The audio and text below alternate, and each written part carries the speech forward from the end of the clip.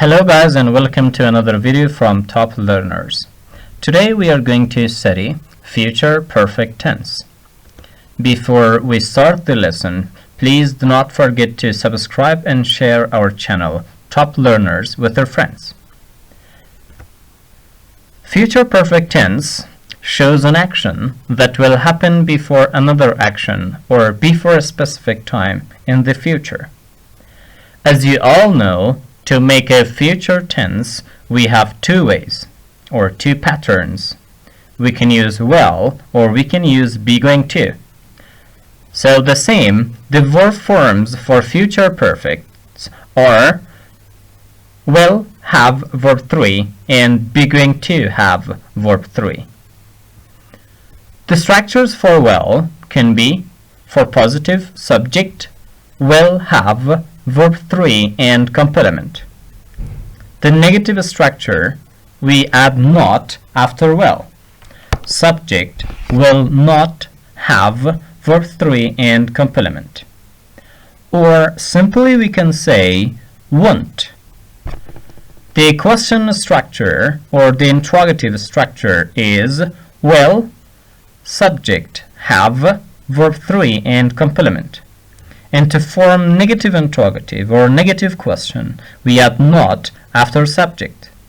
Will, subject, not, have, verb 3 and complement. And if you want to ask information question or a WH question, you need to use a WH word. These WH words can be what, when, why, where, which, and so on. Then, will, subject, have, verb 3 and complement. If you want to ask about the doer of an action, and that doer is a person, you can use the structure of who as the subject. Like who will have verb 3 and complement. And if you want to ask about the receiver of an action, and that receiver is a person, then you can use the structure of who as the object of a sentence. Like who, will, subject, have, verb 3 and complement. There are the examples for future perfect tense. Positive, Tom will have called the manager before he comes to the class. Negative, he will not or he won't have prepared everything before the guests arrive. In this example, the sentence has two parts. The first part is called the main clause. He will not have prepared everything. And the second part, before the guests arrive, is called the time clause or subordinating clause. And if you want to ask question, you can use will at the beginning of the sentence. Like will they have worked in a bank by the time I come here. Again, by the time I come here is a time clause. In negative interrogative, we have will she not have washed the glasses before her father comes home. So, before her father comes home is a time clause or subordinating clause. And if you want to ask information question or WH question, here we have the WH word where. Where will he have lived before he moves to Kabul?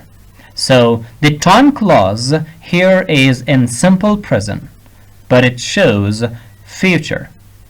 And if you want to ask about the doer of an action, and that doer is a person, then you can use who will have been the president of your country by 2025. Here, by 2025 is a time phrase. It shows a time in the future. And if you want to ask about the receiver of an action, and that the receiver is a person, you can use the structure of who as the object of the sentence. Like, who will they have played tennis with by 10 p.m. tonight? So by 10 p.m. tonight is a specific time, but we talk about the time before that. So by 10 p.m. tonight is the time phrase here. As I mentioned earlier, there are two patterns to form future perfect tense, will and be going to. We studied the structures and examples for will, and now let's see some examples for be going to. Positive example: Tom is going to have talked to the manager before he comes to the class.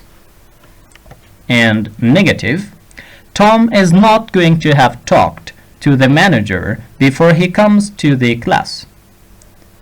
The question: is Tom going to have talked to the manager before he comes to the class? And if I want to know about the receiver of an action, or if I want to know the object, and I can use the structure of who as the object. Who is Tom going to have talked to before he comes to the class? Thank you very much. This was today's lesson, and for watching more videos, stay tuned